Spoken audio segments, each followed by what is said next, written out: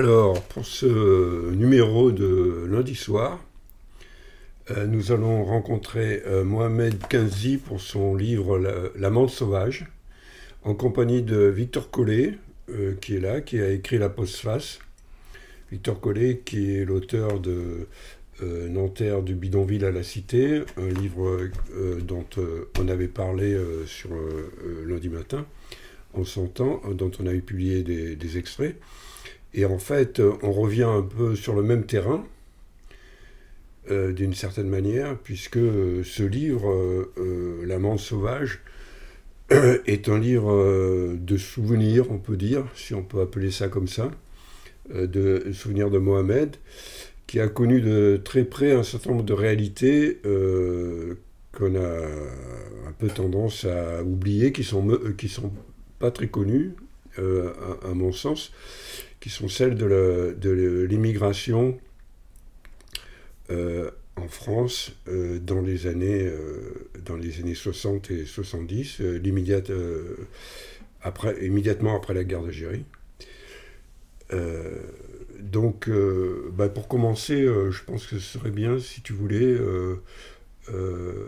Victor, nous lire un passage pour donner une idée d'où vient Mohamed. Donc même avant la fin de la guerre d'Algérie, la période coloniale, Ouais. Un récit qui débute à tes 7 ans. Toi, t'es né en 1953. Tu dis j'avais 7 ans, l'âge où l'on court sans cesse, sans but précis, juste pour s'essouffler, dépenser l'énergie qui brûle dans le corps. La terre ocre, poussiéreuse, me collait au visage, aux paupières. C'est une terre chaude comme nulle autre, parfumée, aride, qui porte les stigmates du temps et des tempêtes au plus profond de son sein. Une terre déchirée, vaste et belle comme une grande dame, une terre de minarets aux croisées de chemins chaotiques, une terre de pierres et de broussailles d'où émergent les cactus en fleurs, une terre où le vent, la nuit, entre les arbres, murmure comme les mers quand elles chantent leur berceuse. Une terre méditerranéenne aux portes de l'Afrique. 7 ans, l'âge où je suivais des yeux, cachés derrière les mottes de foin, les hommes vêtus de djellaba rapiécés s'en allant à la besogne, le pain chaud fondant encore dans la bouche. L'âge où la vie a le goût du bonheur, parfum de miel et de jasmin, et où l'on ne vous demande pas d'être autrement qu'un enfant. C'est l'âge aussi où on commence à dresser les premiers interdits devant vous. On ne me menait plus au bain mort avec ma mère, sous prétexte que je pouvais avoir des regards désireux sur les corps nus des femmes. On mit ainsi fin au vendredi parfumé, et je me retrouvais du jour au lendemain entre les mains de la grand-mère, une dame au visage buriné par le soleil, aux cheveux blancs passés au henné, et qui jouait admirablement son rôle traditionnel d'éducatrice. Elle m'éloigna des couches maternelles pour me laisser seule sur une peau de mouton dans un coin en retrait de la chambrette sombre qu'elle habitait. Ce sevrage m'était abominable. Je ressentais ceci comme une injustice et un rejet, et j'en voulais à ma mère d'avoir jeté ce grand voile épais sur mon enfance et de m'avoir privé de sa tendresse. Par la suite, je dus accepter le principe. Je me refis une peau neuve et je me suis gentiment glissé dedans, puisqu'elle était censée être mienne pour l'éternité. Durant toute cette ascension vers le monde des adultes, j'étais assisté du premier au dernier jour par l'aïeule. Elle restait là, assise au seuil de la maison à me garder. Elle le faisait gentiment, tendrement, avec douceur. Elle était la seule à me soutenir dans les moments les plus durs. La seule à se passionner pour moi, parce qu'elle redoutait ce monde aux paysages arides de feux follets et de braises, de bruits et de violences, aux rituels étranges sur un fond de guerre qui était en opposition avec le monde de veillée dans lequel je m'étais toujours baigné et que je devais quitter. Le monde des adultes était étrange. C'était un vaste espace de terre brûlée, où les larmes et les plaintes étaient quotidiennes, un espace de fuite, d'exode, de désolation, où régnait la misère. Je sortais cette année-là brutalement de ma coquille, de mon cocon, pour n'entendre que le crépitement des armes automatiques, les rafles matinales, les embuscades, les cris de souffrance des hommes et des femmes en proie à la torture. À mon âge, j'avais du mal à accepter la situation. Ces brimades me paraissaient comme une aberration, comme quelque chose d'insensé. Pourquoi tant de violence, grand-mère ? Elle ne sut répondre que par des larmes. Elle s'était résignée au silence. Le mutisme est peut-être une force en soi. Je la vois encore, les yeux fuyants, mettre son doigt sur les lèvres pour me faire comprendre qu'il me fallait me taire, en me tirant par le bras. Viens, viens, mon fils, allons-nous-en d'ici, ces choses ne sont pas de ton âge. Oui, dans ce passage, d'abord, situons-le. Je n'arrive toujours pas à prononcer correctement le nom de... C'est une bourgade qui s'appelle Marnia et qui est à la frontière marocaine. Voilà. Et puis, ouais. Donc, dans ce passage, moi, ce que je trouve qui est déjà mis en avant, c'est le rôle du silence. Et ce rôle du silence, on va le retrouver à plusieurs reprises plus tard, dans le bidonville de Nanterre. Oui, tout à fait, parce que durant la guerre, on devait se taire et garder le silence, de rien dire, etc. Puis quand je suis arrivé à Nanterre, par la suite, c'était aussi. Il fallait se taire, ne rien révéler, ne rien dire, accepter les choses, mais ne rien révéler. Ce qui était aussi une forme de protection pour les adultes et aussi pour nous, enfants qui étaient confrontés à une autre communauté qui était pour nous aussi une communauté étrangère. Et donc, tu as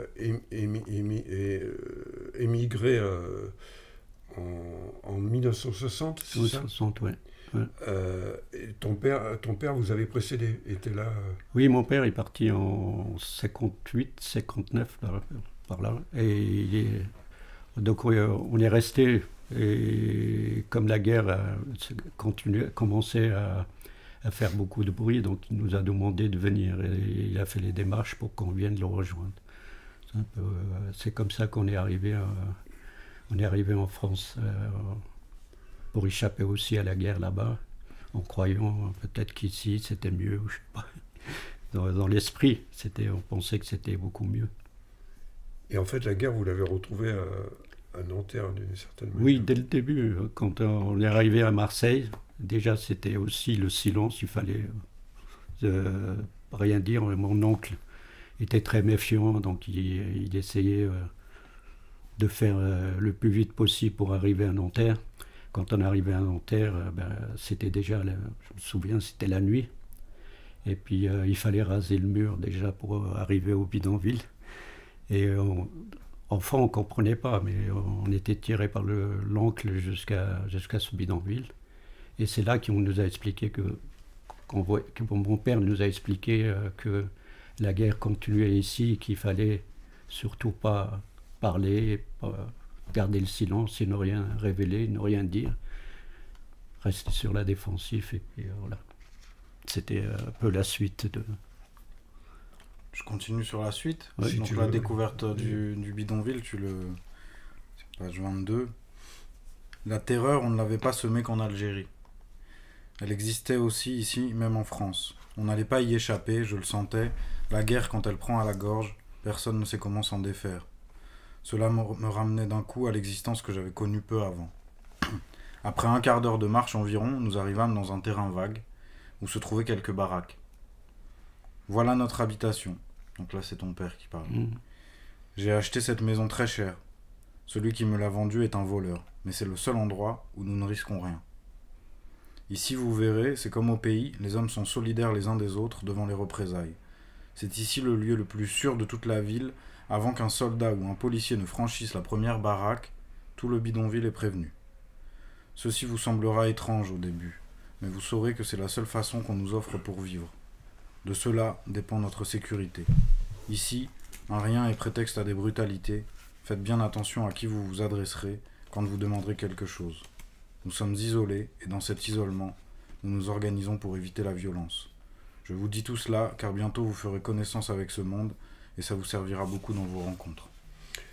Oui, peut-être qu'on passe un peu vite mais on ne peut pas raconter tout ce qu'il y a dans ce livre. Oui. Pour moi, ce livre, il a une force qui est souvent dans les détails, à la fois dans des détails qui sont très poétiques et dans des détails qui sont très durs, très crus. Par exemple, là, il y a la description de la traversée en cargo où tout le monde est malade.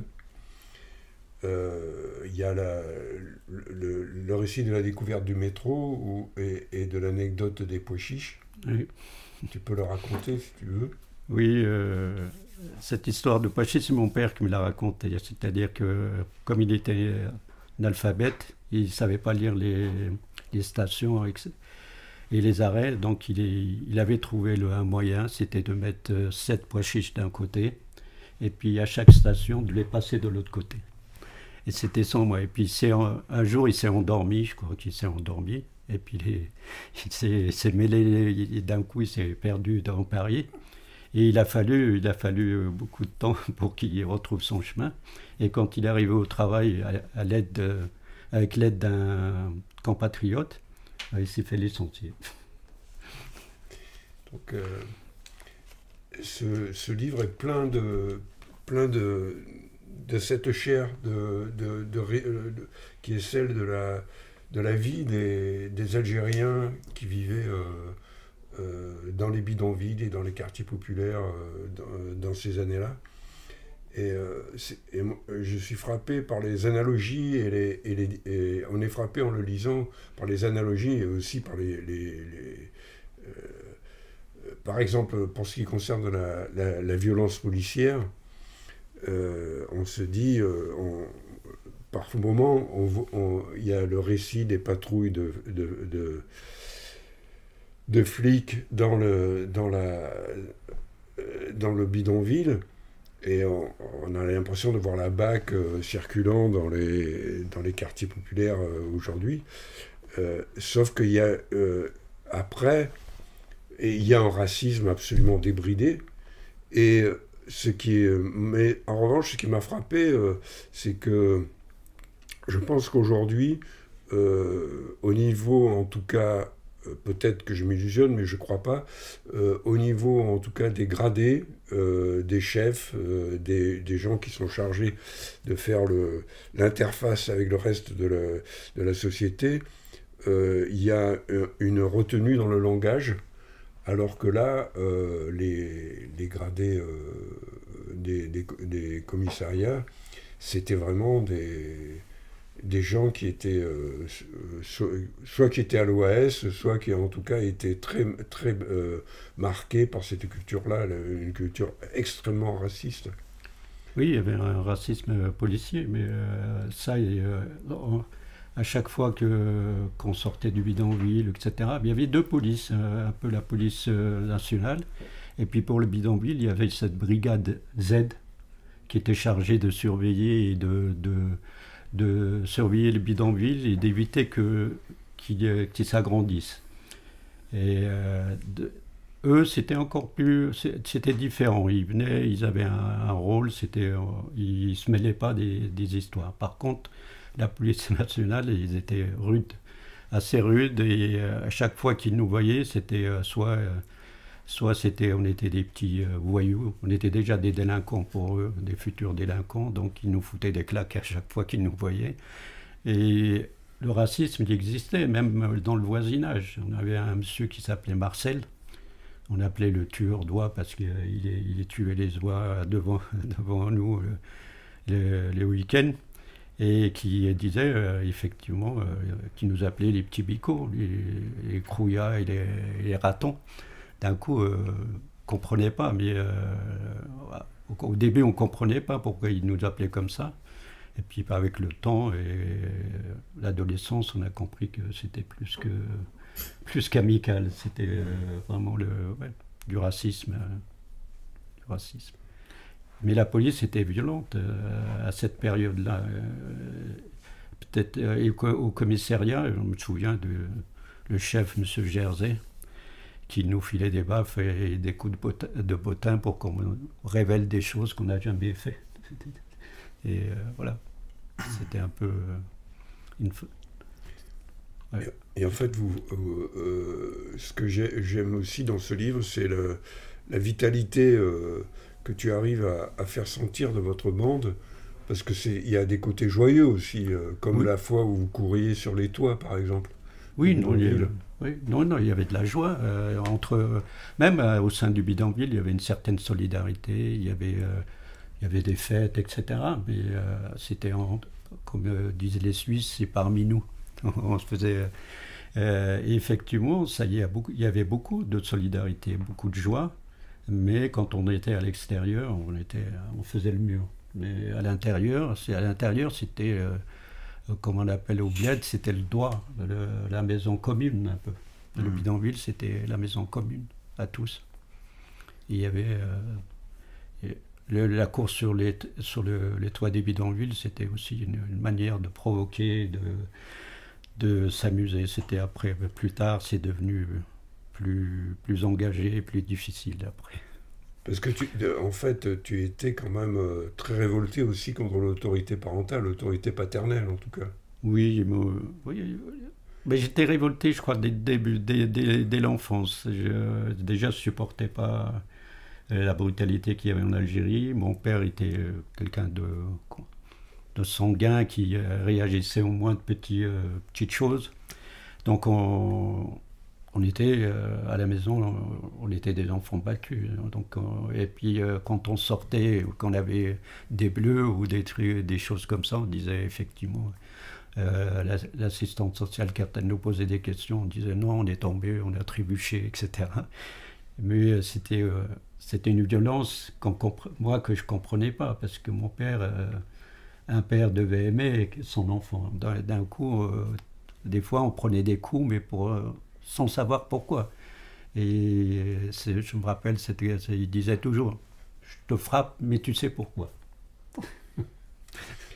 Et tu te disais, bon, il a pas toujours. Pas toujours, ouais. Pas toujours, mais voilà. Moi, ce que j'aime beaucoup dans ce livre, c'est que tu idéalises rien. C'est-à-dire que tu opposes pas, tu es pas en train d'inventer une communauté idyllique en opposition au colonialisme ou à l'État français. Tu montres aussi les aspects les plus durs de cette communauté. Oh, oui, la communauté était pas... Bon, c'est une communauté qui était renfermée sur elle-même, hein, qui vivait en autarcie comme ça, et qui avait ses pratiques à elle, et qui, moi, enfant, m'ont posé des problèmes, parce que j'étais à la fois à l'école française, où on nous apprenait à être amis, etc. Puis à l'intérieur, c'était non, il faut rester entre nous, etc. Mais je ne voulais pas non plus lisser l'histoire, parce qu'on m'a demandé, quand j'ai donné les livres au Seuil, au début des années 80, ouais, Olivier Rollin m'avait dit de lisser un petit peu, de mettre un peu moins de pessimisme, etc. Et j'ai refusé. J'ai refusé de faire ça parce que ça ne m'intéressait pas. Ça ne m'intéressait pas de fausser ou de falsifier ce qui se passait à l'intérieur. Et tu as parlé de l'école, ça aussi c'est un aspect qui m'a beaucoup frappé, c'est que en fait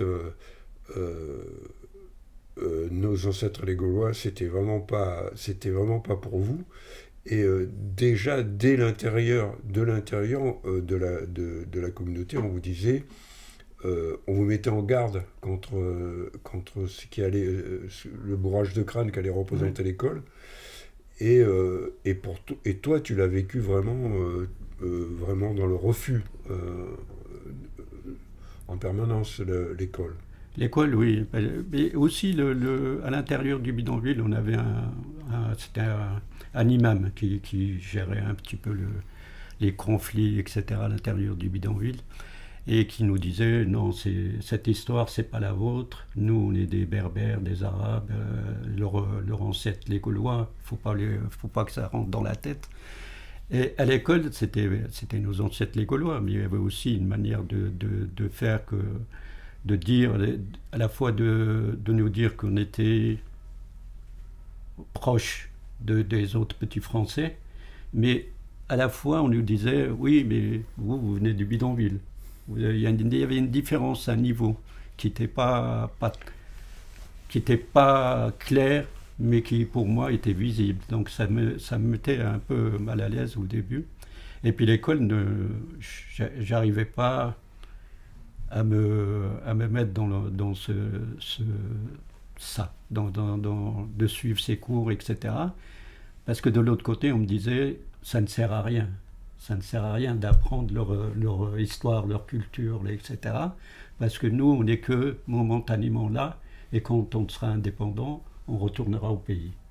Qui était une aberration, parce que quand les enfants sont nés ici, on a grandi ici. L'Algérie, c'était pour les parents plutôt que pour nous. Le fameux mythe de retour qui le marche mythe aussi de retour, ouais. C'est le mythe de côtés, retour, ouais. Moi, dans ce que tu as dit, Serge, tu as parlé d'analogie, et moi, c'est vrai que j'ai trouvé que dans le récit de Mohamed Kedzi, qui moi m'a beaucoup marqué, en plus, même c'est un peu le centre d'un des chapitres du bouquin sur Nanterre, qui est sur le retour à Nanterre des récits d'enfants d'immigrés qui ont vécu dans les bidonvilles. J'y vois même un peu, en fait il y a plein de choses, ce serait difficile à résumer, mais plus qu'une analogie, je dirais même une généalogie, presque à un niveau en tout cas subjectif, et c'est ça qui est super fort je trouve dans le récit, c'est de voir à travers ton parcours, qui est toujours un petit peu avant l'heure, même avec les copains du bidonville et de la fac que tu rencontres à un moment donné, une généalogie des violences policières, de la reproduction du colonial, ça on le voit de manière hyper limpide, il n'y a même pas besoin de mettre d'ailleurs d'autres mots, quoi, tellement ça se voit. Comment tu le dis, l'indépendance c'était bien, mais par exemple la brigade Z elle reste. Oui. Les supplétifs de la guerre d'Algérie, ils sont un peu démilitarisés, mais quand même en fait ils continuent à surveiller qui vient, qui entre. Les baraques, on n'a pas le droit de les agrandir. Les baraques, quand elles s'agrandissent, on vient les détruire en pleine nuit, etc. Un peu ce deux poids, deux mesures républicain qui continue avant, après la colonisation, et qu'on voit super bien, et dans un récit qui, pour le coup, et c'est ça, moi, que j'ai trouvé très fort, qui est enfin incarné. C'est-à-dire, souvent, on présente aussi toute cette période comme un peu mutique, silencieuse, du point de vue des opprimés, du point de vue des colonisés, du point de vue des immigrés. Et ton récit, il montre que non seulement il y a une voix en fait qui est présente, qu'elle peut être non seulement entendue, mais carrément audible et même forte, qu'en plus elle est aussi révoltée à des moments, mais qu'elle n'est pas, et ça aussi c'était important, moi c'est ce que j'ai voulu souligner quand on en parlait de réédition, elle n'est pas non plus justement, et là on parlait avec l'école, dans uniquement le volet s'en sortir par l'école, s'en sortir par l'intégration, etc. Et c'est vrai que le récit, moi, quand je l'ai découvert, parce que du coup, ça avait disparu, cet écrit qui est paru dans les années 80, en 84, dans un petit, chez une petite maison d'édition suisse, ça t'en parlera peut-être, puisque à ce moment-là, tu vis en Suisse, où tu t'es exilé après un arrêté d'expulsion. Le bouquin a disparu pendant presque 40 ans, 38 ans, avant d'être réédité aujourd'hui aux éditions Grévis. Et en fait, moi, quand je l'ai découvert, c'était assez marrant. Bon, déjà, c'était juste en face là, de l'école Anatole France où tu allais quand tu étais petit à l'école, dans les préfabriqués du bâtiment, du labo de recherche où moi j'étais. Mais c'est aussi que ça mettait, en fait, par l'écrit, une révolte et une rage qui étaient hyper visibles, mais dans les récits oraux des gens de la génération d'après. C'est-à-dire que c'était hyper bizarre, quoi. Quand moi je suis revenu sur les récits de Nanterre, t'avais plein de militants qui ont grandi peut-être quelques années après toi, qu'on fait toutes les actions dans les cités de transit, qu'on suivi les bidonvilles. Donc les cités de transit, c'est des espèces d'algécos de chantier dans lesquels les familles immigrées étaient censées transiter vers le HLM pendant 2 ou 3 ans et finalement sont restées parfois 10, 20 ou 30 ans et qui ont fait plein d'actions pour le relogement, d'actions aussi contre les meurtres policiers, etc. dans les années 80, puis ensuite 90 aussi. Et par contre, dans les écrits, c'est ces voix quand même très fortes, super radicales, qui avaient quand même un peu aussi côtoyé les gauchistes pendant les années 60-70, etc. Elles disparaissaient un petit peu au profit d'une autre catégorie qui existe, hein. Il ne faut pas forcément l'invisibiliser pour autant, mais de celle qui a été... on va dire, à partir des années 80, dans l'intégration par l'école, s'en sortir par l'école, à un moment où justement les horizons révolutionnaires des années 60-70, ils s'effacent. Et c'est vrai que quand on tombe sur ton récit, on se dit, bah en fait, ouais, c'est un peu la clé manquante entre cette lutte pour les indépendances des pères ou de la génération d'avant et des mères, et ça c'est très présent aussi dans ton récit, et qui amène à la politique souvent les mères, et puis la génération de ceux qui ont vraiment toujours grandi sur le sol français et qui vont reprendre un peu la lutte dans les années 80-90. Parce que l'impression que me donne ton livre, tu pourras peut-être nous en dire 2 mots là-dessus, c'est que d'une certaine manière, tu n'es jamais tout à fait d'un endroit. Tu n'es jamais tout à fait... tu n'es pas tout à fait algérien, pas tout à fait français, pas tout à fait suisse. Et pas tout à fait suisse maintenant. Et donc ça, je trouve que c'est une position intéressante dans une époque où on avance beaucoup des identités. Oui, mais parce que moi j'ai jamais recherché effectivement une identité algérienne, donc j'ai peut-être tout au début, quand j'étais à Nanterre, et puis qu'il y avait ce côté raciste, etc., qui m'a renvoyé à mes origines. Mais après, non. Je veux dire, moi, j'avais... Ce que je voulais, c'était échapper d'abord à ma communauté, aller vers des autres, voyager. Mais je voyais ça d'un côté poète, comme ça, qui vit un peu en dehors de tous les systèmes, un peu comme ça. Et je retrouve ça, effectivement, je ne suis pas tout à fait algérien, ni pour les Algériens, parce que quand je vais en Algérie, c'est plutôt le français, on nous appelle Monsieur Devise, Monsieur Devise, quand on arrive en Algérie, parce qu'on ramène l'argent. Et en France, je ne suis pas non plus français, malgré que après j'ai eu la nationalité française, après la présidence de François Mitterrand, j'ai eu le droit à la nationalité française. Et je suis aussi suisse. D'un coup, je ne suis pas du tout dans une catégorie de pays ou de... Je voyais bien que tu as je voyais vu tout de suite que tu étais suisse, d'allure générale. D'allure générale, oui. Mais pour les Suisses, je ne suis pas suisse non plus. Oui. Je suis à peu près, je suis un citoyen du monde, je crois. Voilà. Ce qui est très marrant, c'est que dans le livre, moi je trouve, on retrouve ça aussi parfaitement à travers les groupes. C'est-à-dire, dans les groupes, tu fuis peut-être la communauté au départ, mais dans les autres groupes, finalement, t'es pas si bien. Ou en tout cas, t'es pas si à ta... jamais chez toi. Voilà, t'es pas vraiment à ta place.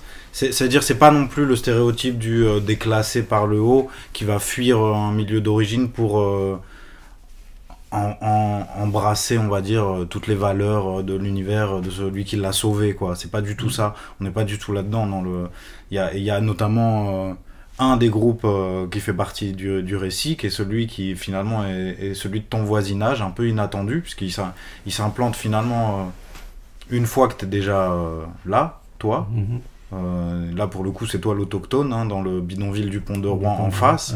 Ouais. Et il y a dans l'ancien camp militaire, camp d'aviation qui a été abandonné depuis la guerre de 14-18, il y a un nouveau voisinage qui déboule en 1964 et qui ouvre ses portes et qui va en peu d'années d'ailleurs foutre un peu le bordel dans tout ce microcosme un peu étrange qui est Nanterre, donc mélange d'ouvriers de bidonville et d'étudiants qui débarquent dans la faculté de Nanterre. Et donc ce qui s'installe, c'est la fac de Nanterre. C'est la fac de Nanterre, l'annexe à l'époque qu'on appelle la faculté des lettres, c'est une annexe de la Sorbonne, qui du coup est congestionnée au centre de Paris et qui trouve rien de mieux que de se poser au milieu du vieux camp d'aviation militaire, au milieu des bidonvilles et des usines de Nanterre, quoi. Alors là, peut-être que tu peux nous raconter un peu ta rencontre avec les gauchistes de Nanterre. Mais juste pour l'université, il y avait une petite gare qu'on appelait La Folie, puis ils avaient rajouté, il y avait La Folie, puis ils avaient rajouté au-dessus complexe universitaire de La Folie. J'ai trouvé déjà que c'était... Mais c'est vrai que la rencontre, c'était un autre monde, hein, vu du bidonville. C'était des gens qui étaient joyeux, qui étaient, qui avaient des habits de couleur, etc., que nous, on n'avait pas, ça, on ne connaissait pas du tout. On était plutôt Gilles là-bas et Bornos le week-end, et puis petit jean et pantalon tergal, comme ils nous mettaient, ils nous déguisaient nos parents pour aller à l'école. Mais c'est vrai que c'était un monde étrange, à la fois étrange, et puis on avait envie d'aller vers ce monde qui était à 2 pas. Et on était séparés d'un mur. Oui, justement. Alors, il y a eu la chute du mur. C'était, oui. C'est ça que tu peux... La chute du mur est venue un peu plus tard. Mais je crois que l'université, c'était aussi une forme de ghetto à l'intérieur de cette ville. Parce qu'il y avait le bidonville à côté, il y avait les zones pavillonnaires, il y avait l'université, et tout autour, il y avait les 2 usines, l'usine de la papeterie de la Seine, les Margolines de récupération de papier, et puis des voies de chemin de fer. Il y avait des petits enclos comme ça, et qui ne communiquaient pas au début. Et puis après le 22 mars, je crois, le mur est tombé. Et puis d'un coup, comme le mur est tombé parce qu'on l'a fait tomber. Oui, parce que les étudiants voulaient... c'est une période où les étudiants voulaient, comme en Chine, ils voulaient aller vers le prolétariat. Donc d'un coup, le mur a sauté en éclats. Et puis, c'était à 2 pas. Puis c'est comme ça qu'on est arrivé. Il y avait un étudiant, Jacques, qui est arrivé là, et puis qui s'est présenté en disant, voilà, je suis de l'université, etc. Puis, mais on les voyait quand même passer, parce qu'il y avait un petit bistrot, qui était un petit bistrot de Chaben, et qui faisait des petits couscous, et ils venaient, mais ils approchaient pas trop du bidonville. Puis gentiment, ils sont arrivés on est arrivé à communiquer, à trouver des objectifs communs, à peu près. Mais c'était un monde étrange aussi, à la fois à l'université. Les étudiants, il y avait différentes couches d'étudiants. Il y avait ceux qui venaient de Neuilly, etc. Il y avait cette part de fils d'ouvriers qui étaient un peu encore un peu de loin. Il y avait ceux qui voulaient vraiment changer les choses et changer la vie, à peu près. Puis il y avait les étudiantes aussi, quand même. Il y avait les étudiantes aussi, oui. Mais les étudiantes, c'était différent. Je veux dire, il y avait aussi ce côté hippie, un peu hippie, anarchiste, qui faisait qu'il n'y avait pas cette barrière qu'on avait, nous, du bidonville, avec les filles de notre communauté. Donc il y avait une barrière déjà à l'intérieur. Il fallait être respectueux, etc. Là, la barrière sautait aussi. Donc, de la manière d'être abordé, etc., ou de communiquer et de changer les choses, changer radicalement la chose. Et vous avez trouvé des luttes communes, tu dis? Oui. D'abord dans le bidonville, parce qu'il n'y avait pas d'eau. Et puis Jacques voulait bizarrement, au début, on se disait, mais il est fou, il voulait percer les canalisations d'eau de la ville pour mettre de l'eau dans le bidonville. Il disait, mais il ne connaît pas la ville, il ne connaît pas la police, ça va chauffer. Et puis gentiment, on n'est pas arrivé, il y a eu un accident à côté, un gamin qui s'est fait renverser par un train de marchandises. Et puis c'est parti là-dessus. Et puis à partir de ça a déclenché ce besoin de lutte qui était pour moi, était devenu important pour moi en tant qu'individu à l'intérieur.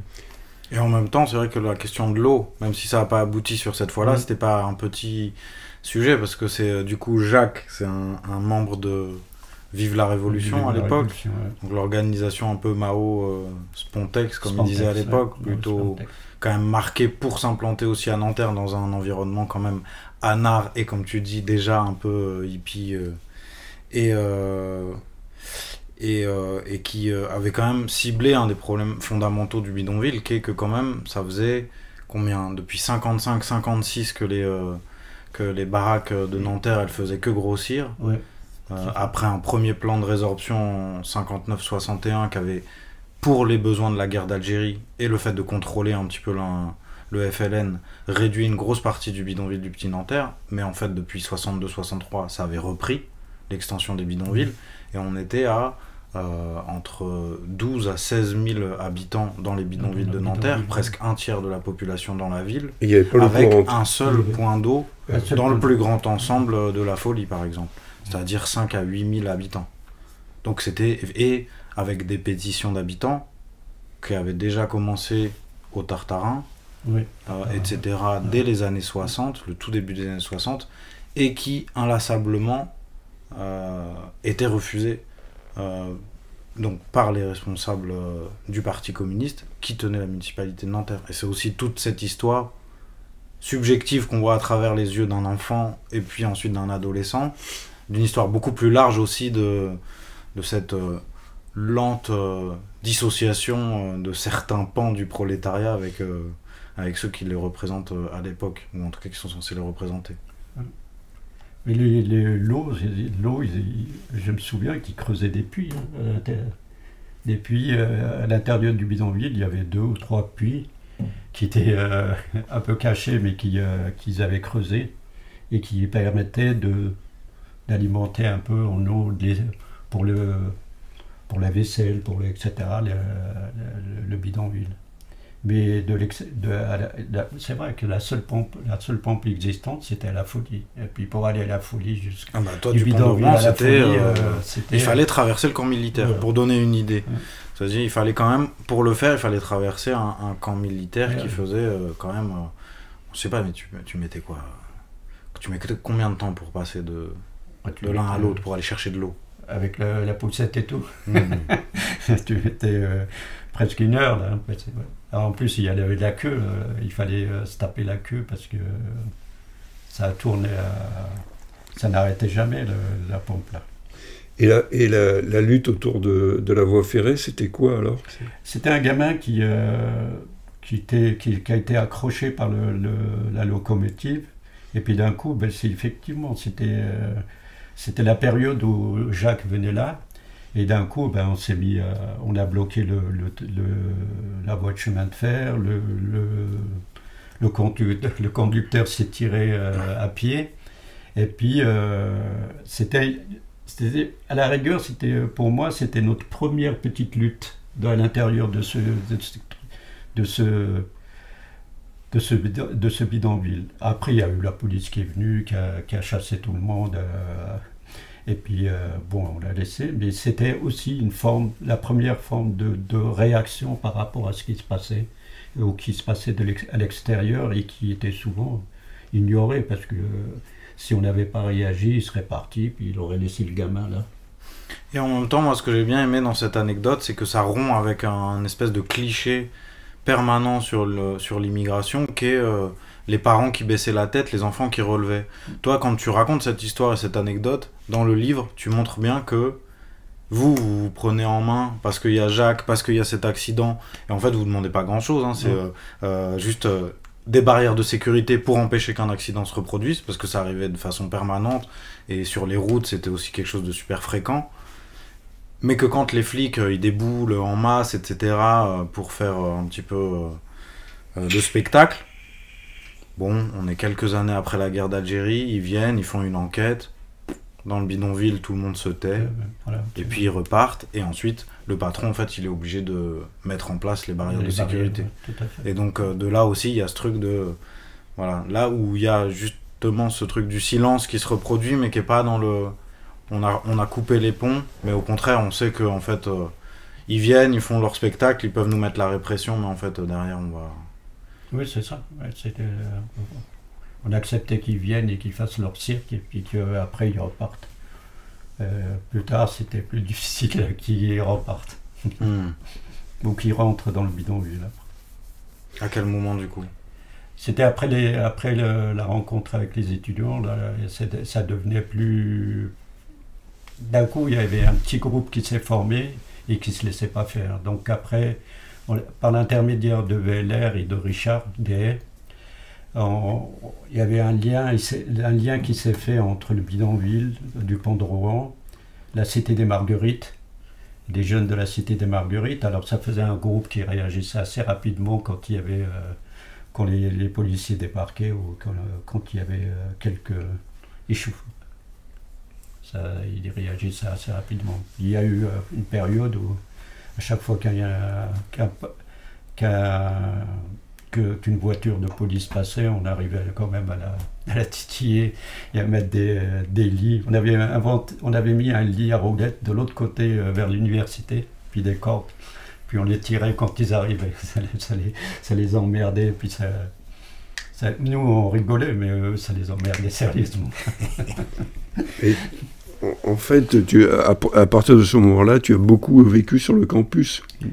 Oui, à partir de ce moment-là, je faisais quand même la navette. J'avais pas complètement lâché le bidonville et puis les copains des Marguerites. Je faisais la navette entre l'université. J'avais une amie aussi qui était Danielle, qui était mon amoureuse. Et puis sur le campus. Sur le campus, une étudiante. Ouais. Et puis qui elle habitait là. Puis, donc je faisais la navette entre l'université, Daniel, les copains de VLR, et puis le bidonville. Mais voilà. Mais c'était, je passais plus de temps dans l'université qu'à l'extérieur.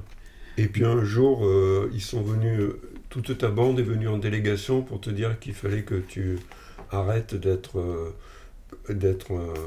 un gauchiste français, il fallait que tu redeviennes quelqu'un de la communauté. Oui, ça c'était... mais c'est encore plus parce qu'il voulait que je me marie. C'est-à-dire que c'était mon mariage, mon père avait inventé... C'était un piège, parce que comme tu le racontes, c'était un piège. C'était un piège. D'abord, ils m'ont dit, oui, tu es en train de... Tu es un traître à Harki. Parce que la Harki revenait à chaque fois que tu n'étais pas d'accord avec eux. Te traiter de Harki. Ouais. Et que je n'aimais pas ma communauté, etc. Puis là, je repoussais à chaque fois.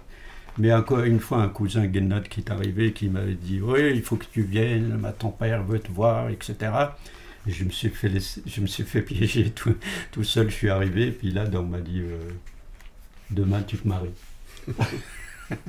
Je dis pardon, il me dit demain tu te maries. Je dis je suis avec quelqu'un. On s'en fout de ce quelqu'un.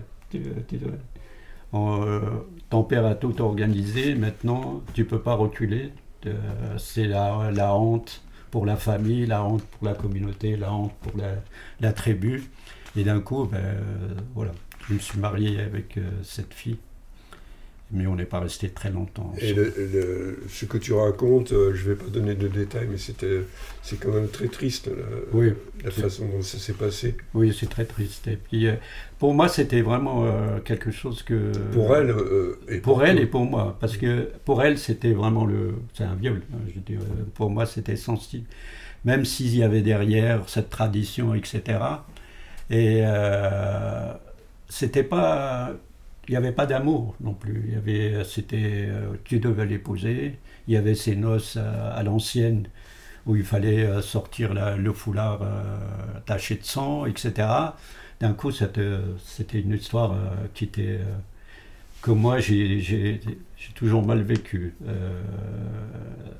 Et une partie de moi a toujours refusé cette forme de tradition qui m'a à la fois choqué personnellement, mais aussi j'ai mis ma communauté à l'écart de ça m'a vraiment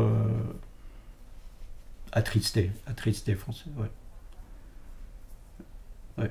C'est un peu le même choc que... Enfin, c'est pas le même, mais c'est aussi une forme de déception et de tristesse que tu racontes à nouveau dans le passage sur la désillusion gauchiste, quand tu dis, dans l'entretien qu'on a fait en février dernier pour la sortie du bouquin, la réédition, en tout cas c'est ce que quand tu l'as dit, ça m'a fait penser à ça, j'ai été comme éjecté de ma communauté, mais là tu parles de celle un peu gauchiste, étudiante au début des années 70, quand tu T'as notamment une personne avec qui tu te lies beaucoup d'amitié et un camarade aussi, Richard Day, qui est borgné dans les manifestations. Et quand tu vois la réaction de la communauté gauchiste à ce moment-là, tu la considères un peu comme, en tout cas, pas à la hauteur, ou peut-être pas assez sensible aussi, ou pas assez humaine. Et devant la répression, tu dis, c'est un peu comme si je m'étais senti à l'écart, parce que lui, il broyait du noir, il était dans sa solitude, personne finalement arrivait à le sortir de cette solitude. Il faut peut-être, pour nos jeunes auditeurs... C'est le premier éborgné de France, avant les Gilets jaunes. Richard Day, contextualiser. C'est le premier éborgné de France, c'était en 1970. Ouais. C'était une manifestation vers comme il y en avait beaucoup à l'époque, et il a reçu une grenade dans l'œil qui a été tirée, parce que les flics tiraient les lacrymogènes à tir tendu, et il a reçu une grenade lacrymogène à tir tendu. Oui, il a perdu un œil. Il y a eu de l'autre. Beaucoup de... Je me souviens, moi, à l'époque, j'ai manifesté à l'époque, il y avait des affiches avec son visage... Avec la police mutilé. C'est ça? Comment? La police veut tuer, ils veulent tuer, je crois. Oui. Et puis, ce que tu racontes, c'est que lui, après, il se sentait mal, et que il y avait le discours politique d'un côté et la réalité sensible de l'autre, et que ça t'a... Je ne sais pas si c'est lui qui se sentait mal, c'est plutôt moi qui me sentais mal par rapport à ce qui s'était passé, et l'impuissance qu'on avait à réagir à ce moment-là. C'était pas lui que... Je pense que lui, le gauchisme, il est sorti du gauchisme par le... maintenant, il est kiné à Caen. Il est... voilà. Mais c'était aussi...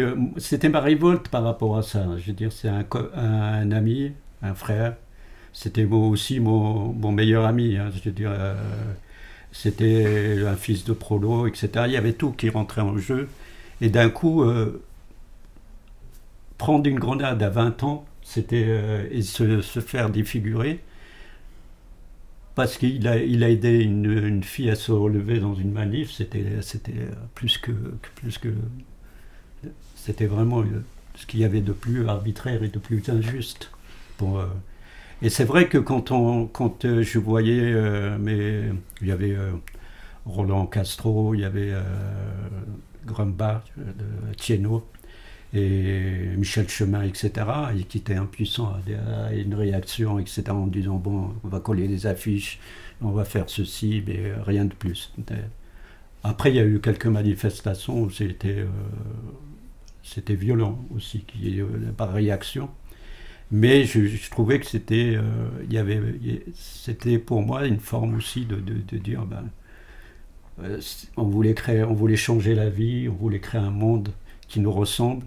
Et puis d'un coup, là, quand il y a un ami, un copain qui tombe, il y a personne qui vient pour le relever. Et d'un coup, pour moi, c'était ça à peu près, Richard Day. Mais après, Richard Day était un poète à sa manière, donc il a survécu à tout ça. Et c'est là que dans le récit, d'ailleurs, j'ai l'impression que c'est le moment où tu reviens au bidonville, où là aussi tu trouves à des moments une forme de solidarité, comme tu le décris un petit peu dans l'arrivée. Le bidonville, c'est étrange, mais c'est hyper clair quand tu le décris, comme je le lisais au début. Il y a une forme de répression permanente, on sent qu'on est isolé, mais en même temps on sait qu'il y a une solidarité inébranlable. Et dans les moments de doute aussi, et c'est ça aussi un peu dans le récit, tu y reviens, quoi. Le bidonville, c'était une réserve d'Apache, hein. C'était ça. C'était la solidarité, elle y était. Il y avait aussi des petites colères, des petits. Mais c'était vivant et c'était aussi.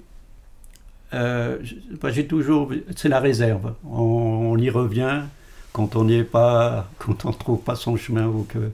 Il y a des problèmes. Et les bidonvilles, c'était plutôt la réserve auquel je revenais de temps en temps, aussi pour voir la famille, pour voir les amis. sans y rester complètement, sans y prendre racine. Mais en revenant au gauchisme, moi c'est pas que j'ai été éjecté par eux, c'est que moi-même je me suis éjecté du gauchisme parce que je trouvais que c'était pas c'était pas ça. Et puis quand je regarde actuellement, les gauchistes sont devenus ce qu'ils voulaient pas être. Ils sont tous des cadres, des architectes du roi, etc. Et tu te dis, mais le logiciel de ces gens-là, c'est quoi? C'était à un moment donné. Moi, je croyais, je croyais pas à la Révolution, je croyais au Grand Soir. Tu croyais pas à la Révolution, mais tu croyais au Grand Soir? Au Grand Soir, mais je croyais pas qu'il y ait une révolution. Mais moi, je suis persuadé que la révolution se fera que quand les gens auront faim. Tant qu'ils ont à manger et qu'ils ont un travail, la révolution, ça passe de côté. C'est comme un peu... je connais un écrivain, là, Jean Ziegler, qui est à Genève, et qui souvent parle de culture, etc. Mais il dit, oui, la culture et tout, mais la culture, c'est quand tu as le ventre plein, que tu t'intéresses à la culture. C'est pas quand tu as le ventre vide, parce que quand tu as le ventre vide, tu cherches à grailler, tu cherches pas la culture. Et c'est vrai qu'il y a une forme de choses, c'est comme l'écriture. L'écriture, c'est aussi une forme quand tu t'es assagi peut-être, quand tu t'es trouvé une trajectoire, etc., que tu commences à dire, il faut que j'écrive ce que j'ai vécu ou ce que j'ai laissé en mémoire, etc. Ce bouquin, c'est aussi une manière de dire, ce que j'ai vécu, je veux que mes enfants ou ceux qu'on appelle les quartiers populaires, mais j'aime pas c'est des quartiers, c'est tout, c'est pas des quartiers populaires, c'est des quartiers. Il y a plein de quartiers à Paris, c'est pas pour autant qu'on les nomme quartiers populaires. Pour moi, c'est le populaire, ça m'a toujours un peu perturbé, c'est comme... voilà. Là, c'est la banlieue, en tout cas, que tu décris à Nanterre. Oui. Mais pour moi, c'est aussi une manière de dire, voilà, cette histoire-là, je ne veux pas que quelqu'un d'autre l'écrive à ma place. Je veux l'écrire moi. Et c'est pour ça qu'il y a ce petit... On les murs pour l'écrire nous-mêmes. Et ça a été difficile pour moi d'écrire ce livre, mais aussi j'ai tenu à le faire. Pour resituer un tout petit peu, donc ce livre, tu l'écris en 1981-82, juste avant, en tout cas le début de l'écriture, juste avant la grande marche de l'époque pour l'égalité et contre le racisme de novembre 1983. Mais toi, en fait, ça fait 10 ans que tu vis à cette période en Suisse, à Genève. C'est pour ça que d'ailleurs on a parlé pas mal de Suisse là, depuis le début de l'entretien. Ça doit paraître un peu bizarre au milieu de Nanterre et de Marnia. Et où en fait, c'est pareil, c'est encore un autre, pour moi, encore une autre schizophrénie de l'immigration. Et de là, de l'immigration en plus teintée de politique et de la rencontre avec les gauchistes, c'est que toi, tu pars en Suisse en 73 avec un arrêté d'expulsion qui t'est décerné juste après. Après ? Oui, on finit peut-être parce que, en fait, pour en revenir au gauchisme, ta fréquentation des gauchistes a valu d'une certaine manière ton premier séjour en prison quand même. Oui. Au premier contact avec Non, je pense que la police voulait faire un exemple là, parce que c'est vrai que je dérangeais un peu à l'intérieur et c'est vrai que le problème, c'est pour la police ou pour cette période-là, il fallait pas qu'il y ait un exemple pour les autres. D'un coup, effectivement, ils ont trouvé ça. Ils ont expulsé d'abord mes parents. Non, mais ça c'est la deuxième. Mais la première fois, c'est quand tu as été accusé d'avoir. Il y avait un groupe de gens qui étaient accusés, dont toi, qui étaient accusés d'avoir participé au tabassage d'un indicateur. Oui, mais ça, oui, au début, oui, tout au début. Mais, Tout au début. oui, oui. Et Mais j'ai pas été en prison. Tu n'as pas pour été en ça, prison, non. tu as été en garde à vue. En garde à vue, ouais. J'étais au garde à vue. Avec un interrogatoire assez musclé, oui. assez musclé, comme musclé. tu l'écris, avec les bottins et les gifles. Les gifles, oui. Ah, mais il y avait 2 ou 3 policiers qui étaient assez hard dans ce commissariat et qu'on a retrouvé plus tard à la préfecture de la préfecture. Et ensuite, pour se venger, ils t'ont collé une histoire de shit. C'est venu après, longtemps après. Longtemps après. Oui, longtemps après. Alors que tu étais déjà détaché du gauchisme, en fait. J'étais déjà détaché. Là, c'était étonnant parce que je suis arrivé à l'université avec quelques copains et puis je rencontre un mec qui me dit « Tiens, j'ai quelques grammes de shit. Tiens, je les donne. » Je dis bon, ok, sympa, le mec, sympa, bon, je les prends, je les mets dans la poche, on va manger au restaurant, on redescend, d'un coup, un cercle de policiers autour. Je lui dis bon, ok, j'ai compris tout de suite que c'était une provocation. Ouais. Et puis là, d'un coup, c'est là où j'étais c'était même pas politique ou etc., c'était pour les 10 grammes de shit qu'ils m'avaient refilé.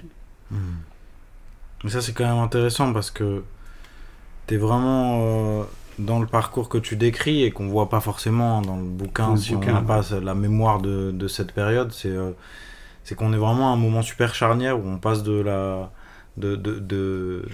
chantage à l'expulsion qui va commencer à venir pour briser la jonction qui se fait aussi entre les bidonvilles, la faculté rouge, quelques ouvriers quand même politisés, et on bascule dans l'après 70-71 vers cette répression en amont. Au départ, on essaie d'endiguer un peu le flot quoi, de l'après 68, puis là on commence à partir vers les contrôles dans les familles. Votre enfant, il faut qu'il arrête de traîner à la fac, il faut qu'il arrête de traîner avec lui, machin. Et on bascule aussi après 72-73, au moment où il y a les circulaires Marcellin-Fontanet qui durcissent les conditions de séjour des étrangers en France. En gros, on crée la catégorie de sans-papiers et de clandestins, où on utilise finalement la criminalisation, le hashish, tous les trucs de délit de droit commun, mais pour virer aussi des gens qui sont repérés comme militants.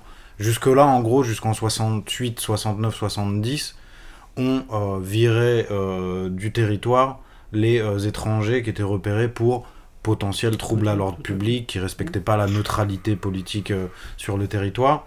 Et là, en fait, on continue à le faire, mais on commence à leur trouver un moyen, et toi, dans ton cas, c'est le mélange entre les deux, c'est le moment un peu qui bascule, un moment qui va devenir, en fait, l'évidence pour les générations d'après, quoi. La petite délinquance, les embrouilles, comme tu racontes aussi, qui sont déjà présentes dans la Cité des Marguerites, etc. Et donc du coup, toi, tu te retrouves à la frontière. Tu es au Resto U, en train de côtoyer les copains ou les anciens copains gauchistes, parce que c'est aussi un cercle de sociabilité, le Resto U. Hein. En ce moment-là, dans la fac, ça s'est complètement ouvert sur l'extérieur, et il y a les ouvriers, les jeunes qui viennent. Et puis, le moyen quoi, qui est trouvé, qui est... Ce truc quoi de la police, le droit commun et les délits déjà du hashish à l'époque quoi. Et là tu vas trouver une autre communauté à laquelle tu auras du mal à t'intégrer, c'est celle des taulards, parce que tu en parles pas d'une manière très tendre. Non.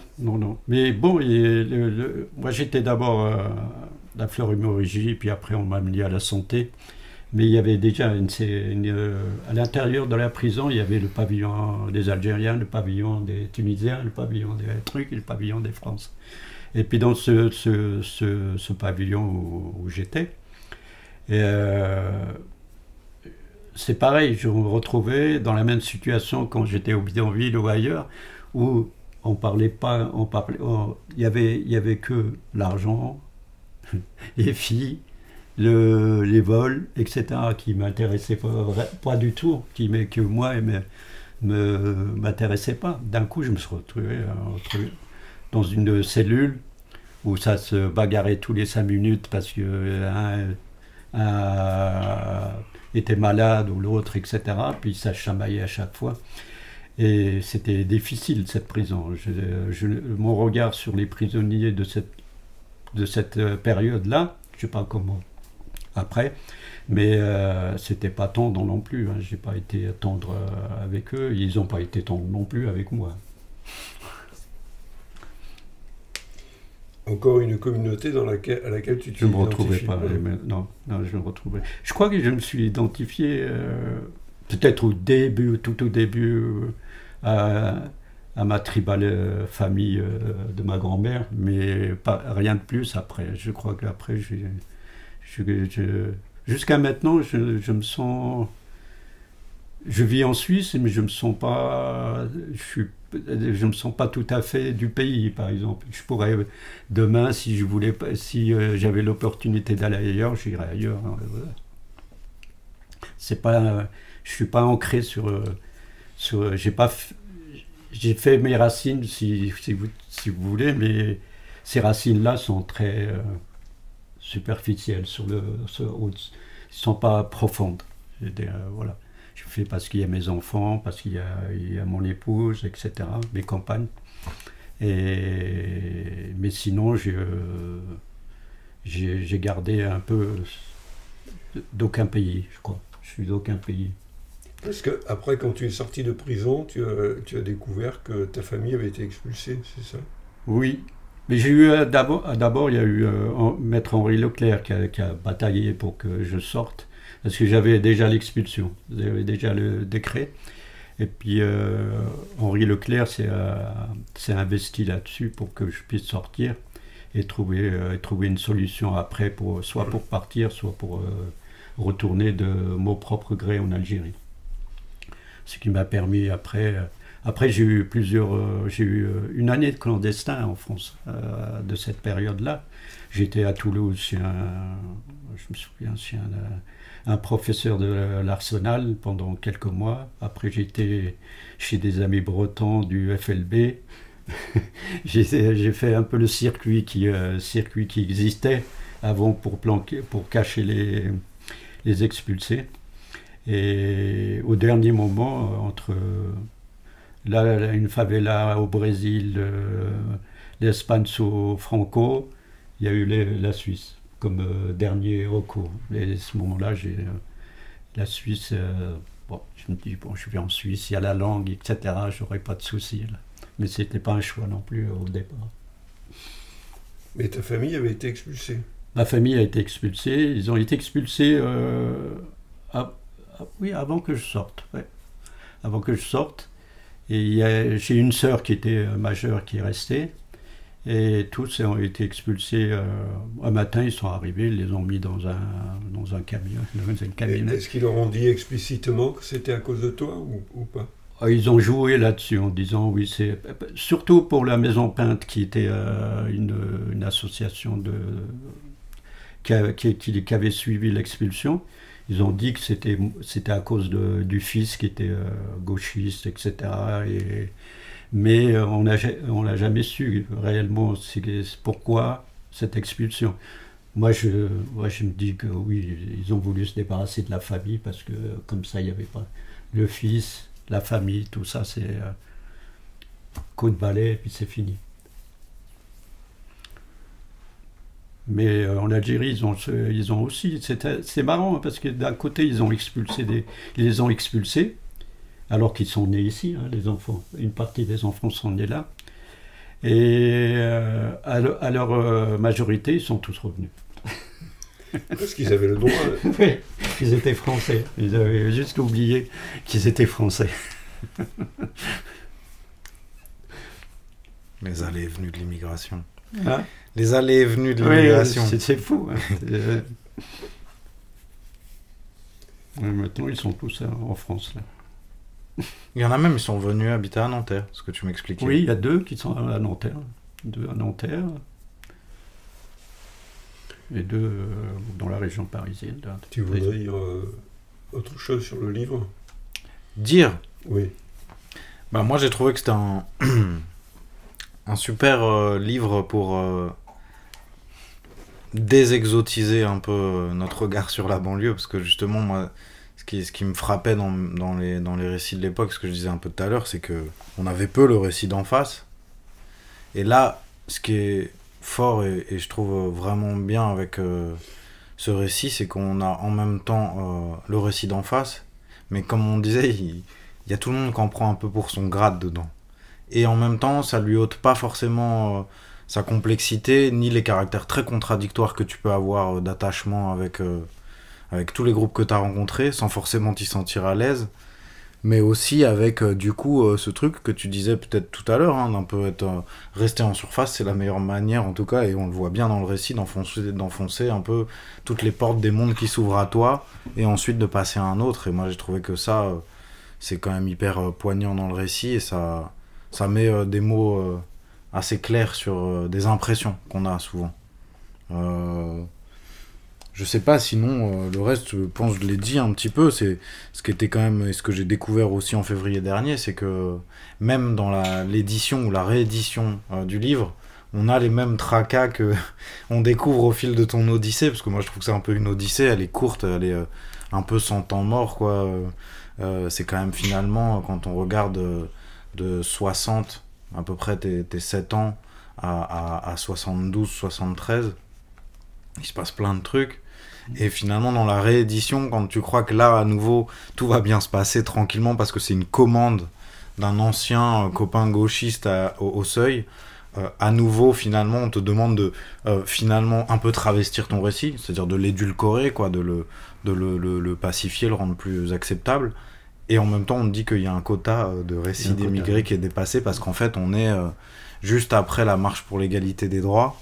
Et en fait, il y a plein de récits de jeunes qui ont grandi dans ces conditions qui émergent un petit peu dans le récit public français. Ah oui, tu étais hors quota. Hors quota, oui. Olivier Rollin m'a dit... c'est Olivier Rollin qui était chargé de ce manuscrit. Et puis, il m'a demandé plusieurs fois de revoir certaines lignes, etc., que bon, moi j'ai refusé au départ. Et puis, peu à peu, il m'a dit, oh, bon, c'est difficile de le sortir dans cet état-là. Et puis, de plus, on est arrivé à notre quota sur l'immigration. C'est un mot malheureux. Oui, pour le moment. Malheureux, mais bon. Mais c'est vrai que, en réfléchissant un peu plus tard, c'est vrai que les premiers écrits, je me souviens, c'était Mohamed raconte son histoire, etc.